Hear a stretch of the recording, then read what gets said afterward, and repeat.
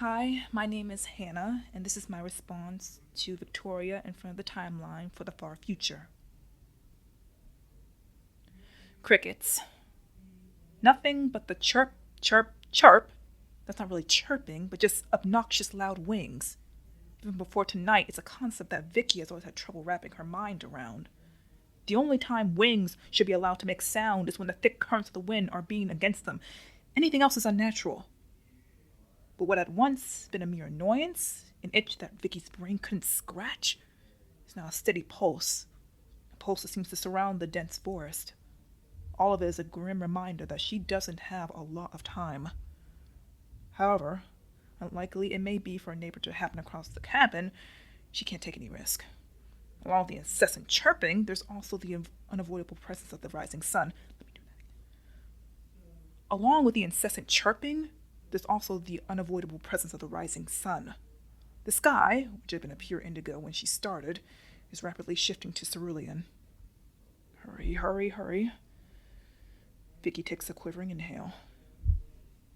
Making the meal had taken the most work, but oh, it had been worth it just to see themselves stuffing themselves like pigs, eyes alight with unabashed gluttony. Vicky finds that the not knowing to be insanely attractive. Why is it that the build-up is almost better than the actual endgame? Guess she'll never know. Unfortunately, here comes the boring part. Preparing the cabin had been easy enough. Then again, those two were lighter than this one. Vicky considers herself to be in pretty good shape, but sweat still clings to her back and stings her eyes. Seriously, though, she might have underestimated how heavy this one would be. One more ill-timed tug has the potential to permanently dislocate both of her arms. Just a little more, she tells herself. And she's not wrong. The pickup is only a few meters away. Heaving for breath, Vicky adjusts her grip, digs her feet into the dry earth, and pulls the cumbersome burden to its final destination. She nearly lets out a hysterical giggle when she feels the rusty door handle dig into her shoulder blades. Turning around, she lets it fall into her, ignoring the rotting scent. Not wasting any time, Vicky opens the door and immediately shoves the smelly thing into the driver's seat, hardly caring when the head bumps the roof on the way down. Slamming the door, Vicky runs back into the cabin to retrieve the gas can. She drenches the pickup and makes a concerted effort to ignore the lightning skies. Making one last trip to the house, Vicky opens the door and chucks the can inside. Fishing around in her pocket, she collects the innocuous pack of matches.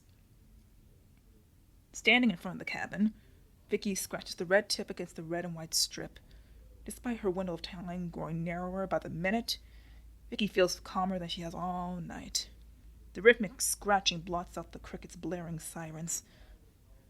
Vicky wishes she had time to admire the alluring pool of the orange flame. Still, she tosses the match on the front porch and has the pleasure to see this tiny tendril burst into full bloom. She sprints back to the pickup and repeats the process. Vicky observes the growing devastation, feeling the bittersweet tang of what? Regret? It's hard to explain. This is the part where her brain usually finally relaxes. This is the part where her brain usually relaxes.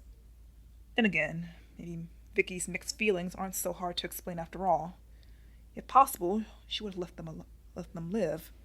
As delicious as the not knowing is, knowing that death is all around you and you can't escape it no matter how hard you try is equally intoxicating. Plus, the sounds in arriving are always an added treat. Oh well, at least you can't hear the crickets anymore. My name is Aster, and this piece is in response to Victoria in front of Timeline for the Far Future. This piece is entitled Fire. Pine needles flutter overhead. A cicada symphony beats their drums. The moon and stars watch over a night long overdue. Smoke and flame dance in the wind. Our ancient companions returned. I am happy to meet them, though I cannot stay. There is cool air on my skin, soft earth beneath my boots. I breathe deeply, freely, taking a piece of this moment with me. There is no oracle to interpret my fire. My future is yet to be written. I stand tall, knowing that my story will be a good one. My name is Anna Walker. This is my creative response to Victoria in front of Timeline for the Far Future. All right, everyone. Good meeting, Assistant Director Wright announced, standing from her place at the head of the table. She looked between the 3 agents in front of her. Todd, start sorting through the potential recruit files. Dakota, your flight to DC for the research position leaves at 2100. And Victoria, a shipment is waiting for you in the hangar. Here's your schedule. We expect you to stick to it. I took the file and excused myself. I had to jog to catch up with Todd, who was already halfway down the hall, headed for his usual mid-afternoon coffee. Hey Todd, how many recruits did they give you this time? Probably 30 or so. They don't even know how many recruits they send me every week. Todd shrugged. By the way, I think you left your briefcase in my office at lunch. Oh, thank you. I'm gonna go grab it. I'll see you later. I smiled and headed towards Todd's office. I quietly let myself in. I grabbed my briefcase and found the files of potential recruits on Todd's desk. I grabbed the bottom 2 files of the stack, carefully replacing the top ones just as they had been left.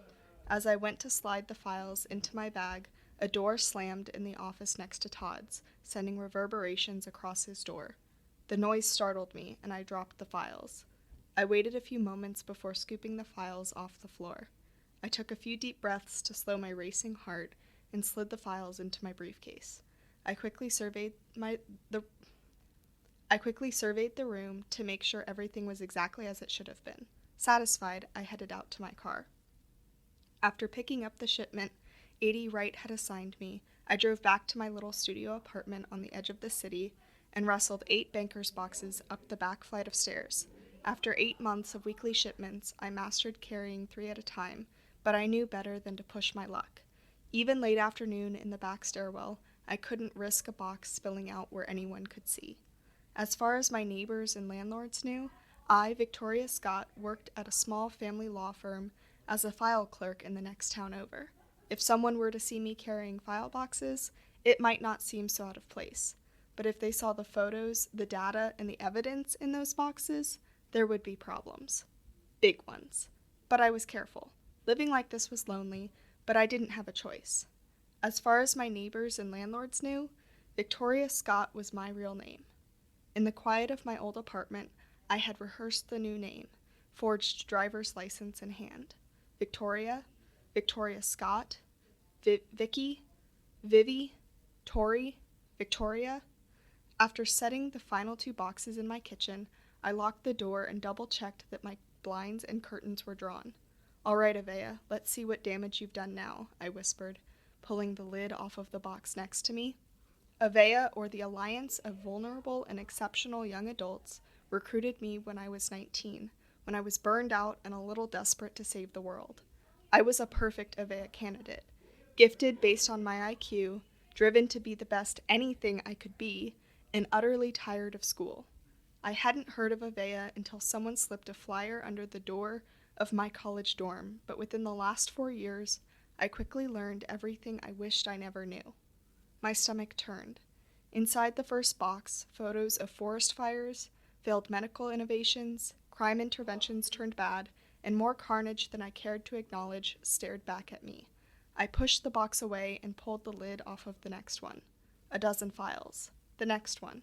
Medical hazard bags and evidence samples and a turquoise lighter that looked like it was straight from the counter display at every gas station I had ever visited as a child. Before starting this rotation 8 months ago, I only knew the company line. Avea is a covert intelligence agency that utilizes young minds to make the world a safer place. Now, that company line caused bile to rise in my throat. If only the young recruits knew that Avea, using the gathered intelligence, was desperate to create the best inventions on the market, whether those inventions were for life-saving or life-ending measures, and they would deal with whoever had the best offer.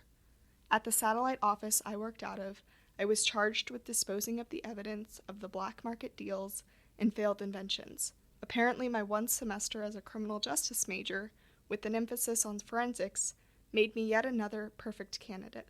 Every week I was given 8 to 10 boxes of proof of Avea and its underhanded dealings with the criminal underbelly of nearly every major metropolitan city in Western Europe and the Americas. Avea would have my head, figuratively and maybe even literally, if they knew I was opening these boxes. I was assigned to this detail and told that the contents of the boxes were the files of failed recruits, aged-out agents, and excess paperwork that needed to be destroyed. I foolishly bought the lie until about 3 months ago, when I accidentally dropped one of the boxes. Photos of counterfeit money operations had spilled out in front of me. Ever since, I spent my Monday nights carefully cataloging and photographing the contents of each banker's box before deciding what files to pull out and replace with reams of blank paper. For weeks now, I told myself every Monday night that it was finally time to get authorities involved. At first, I didn't really know why I was snooping and saving files, but then I remembered my mother telling me she admired my sense of justice. According to the evidence I had compiled, I was actively working for the largest criminal syndicate the world had never known. Oh, the irony. After I finished going through the contents of each box and meticulously replacing everything, I pulled the 2 recruit files from my briefcase. It wasn't much, but I tried to snag a couple recruit files every week to dispose of with the evidence. I couldn't save everyone, but I was sure going to try. At 2:08 p.m. the next day, I found myself standing in the middle of a log cabin in a forest 20 miles west of my apartment, with the shipment of boxes now doused in gasoline in front of me. The little turquoise lighter felt heavier in my hand than it had the night before. I twirled it in between my fingers and gave it a few test clicks. Assured that it would do the job, I gathered the singular paper I saved out of the recruit files, a photo of a young girl who couldn't have been more than 15. The deep brown eyes and the "so wide your cheeks hurt" smile stared back at me. "Get as far away as you can," I whispered, clicking the lighter one more time. I carefully lit the edge of the photo and tossed it on the stacks of boxes. Logically, I knew I should leave, get out of the tinderbox of a house, but I stayed, watched the photo curl and darken. Even after the photo had been turned to ash, the image remained burned into my mind. It wasn't until the fire began licking at my steel-toed boots that I finally turned and walked out of the cabin. I replaced the lighter in the front pocket of my overalls and wiped the sweat on my brow with the sleeve of my yellow jacket. I made quick work of the old red car 100 feet from the cabin. Usually the fires were contained to old dumpsters or landfills. Today was different, and I didn't know why. When the red beater was thoroughly engulfed, I walked back towards the trail. According to my phone, I was already behind schedule. If I was any later, I'd be getting an earful from 80 Wright at our midweek meeting. As I approached the edge of the clearing, I paused. I reached into my pocket and fished out my license. The fire in the cabin must have been hotter than I realized, because the rectangle of plastic felt warped between my fingers. My photo and fake information were still visible, but I knew Avea would be less than pleased. As I stared at the photo on my license, the heaviness in my chest and belly grew into icy regret. Staring at my own dark eyes, I couldn't shake the recruit's photo from my mind. My eyes burned, maybe from the smoke, or the grief, or the exhaustion, and I let the pain remind me of my purpose. Save the ones you can, forgive yourself for the ones you can't. I briefly wondered which category I would fall into. I shoved the license back into my pocket and hastily wiped at the tears on my cheeks. Avea had probably figured out by now that something was wrong. I knew they placed a tracker in my car, but I didn't want them to know I knew, so I never touched it. I reached for my phone, pulled it from my pocket, saw 6 missed calls. Dakota, Todd, 80 Wright. My heart began to beat faster, my hands shook, and my stomach turned so violently I wasn't sure I'd keep my composure. In a split second of regret, nausea, and with those dark brown eyes still burned into my brain, I decided. My fingers pressed a few buttons, and I held the phone against my ear. "You need to listen very carefully. I don't have much time, and I need your help."